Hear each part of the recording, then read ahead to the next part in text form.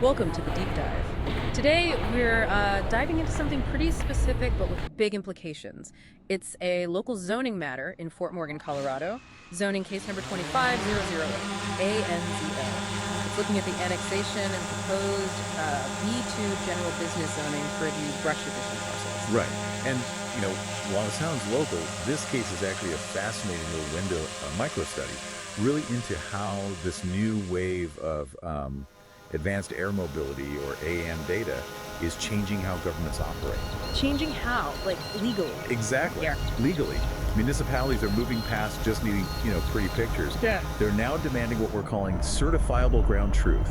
Certifiable ground truth. Okay, that sounds serious. It is. It means the data has to have, unassailable integrity. Rock solid enough to stand up in court if someone challenges the zoning decision. Okay, so let's unpack that. If you're a city planner trying to defend a rezoning, what kind of precision are we actually talking about here? What's the standard?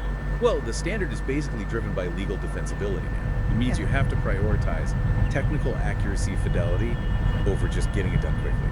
For this Fort Morgan case, to be absolutely sure about property lines for that new B2 zone, the mission achieved a verifiable 3.4 centimeter per pixel GSD, average ground sampling distance. Hold on, 3.4 centimeters per pixel. For our listeners, that's like mapping things down to the width of a thick pencil line, right? Pretty much. It removes that fuzziness you got with older maps or, less rigorous methods. So how do you guarantee that level of precision? It can't just be theoretical. You guarantee it with redundancy.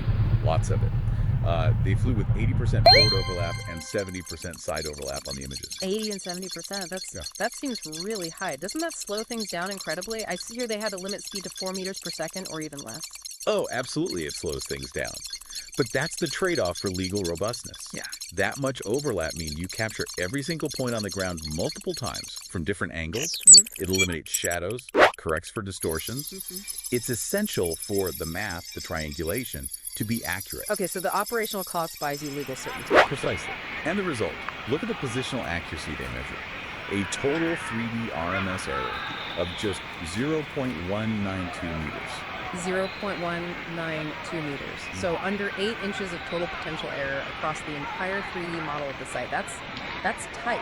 Incredibly tight. That anchors the geometric fidelity. But, okay, if the geometry is that precise, why does something like the coordinate system still matter so much? Isn't the accuracy the main thing? Because accuracy is kind of useless if you can't use it easily, right? Interoperability is key. Makes sense. All that centimeter level detail doesn't help the city engineers if they can't drop it directly into their existing GIS maps and software. It needs to talk the same language. So that's why it had to strictly follow the Colorado State Plane Coordinates, the North Zone, NAD 83 standard. Exactly. That specific standard, SPCS North Zone, 50S 0501, NAD 83. That compliance is what turns raw accuracy into practical utility for the planning and engineering departments. It fits right in. And there's one more piece here. The FAA Part 107 disclosure just confirms everything was done legally from an airspace perspective, too. Correct. It's the final sort of trust signal. Shows the data collection itself followed all the federal rules. No shortcuts. Okay, so we've got this incredibly precise, verifiable, and interoperable data set. Now, you mentioned earlier it helps address community concerns. How does that work? Right, this is where it gets really powerful as a strategic tool. Think about the usual anxieties with annexation. Traffic, utilities, environmental impact. This data tackles them head on. Let's start with traffic. How does an aerial map help with traffic worries? Well, the high-res aerial footage isn't just a map, it's visual proof. It clearly shows how the proposed commercial access points are designed.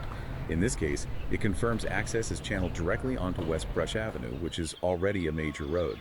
So you can literally show people, or a judge, look, the plan physically directs commercial traffic away from the quieter residential streets nearby. It preempts the argument. Exactly. It visually demonstrates the mitigation strategy. Then there's utility readiness, especially water management. Stormwater runoff, flooding concerns, always huge issues. Always. And here the data becomes essentially an environmental liability defense tool. This comes from the digital surface model, the DSM. That's the 3D model of the ground, built from, over 17 million data points here. Yeah, very dense point cloud. And because it's so dense and accurate, the DSM isn't just a flat picture. It captures the precise elevation, the terrain, the slopes, everything. Which means the engineers aren't guessing. No guessing. They can run sophisticated, verifiable calculations for stormwater runoff, They can model different scenarios, design mitigation like retention ponds, and prove that the new development won't make flooding worse for neighbors. So the data moves from just being evidence after a problem to being a tool to prevent the problem and demonstrate due diligence beforehand. That's it, exactly. Yeah. It shows the municipality has done its homework and is confident in the plan's engineering. Okay, so pulling this all together, the big takeaway seems to be that in today's world of planning, especially where legal challenges are common, this kind of geometrically sound, operationally compliant data isn't just nice to have. It's fundamental. It's the bedrock of your defense. You can't just approximate ground truth anymore. You need data that legally defines it. The standard has shifted. Data quality now equals legal defensibility. That's the new reality. Which leads to a final thought, maybe something for you to chew on. If a city's legal defense against, say, a flood damage lawsuit hinges on the accuracy of this high-density digital twin of the terrain, what level of responsibility financial professional does the company or the team that produced that data now carry? Something to think about.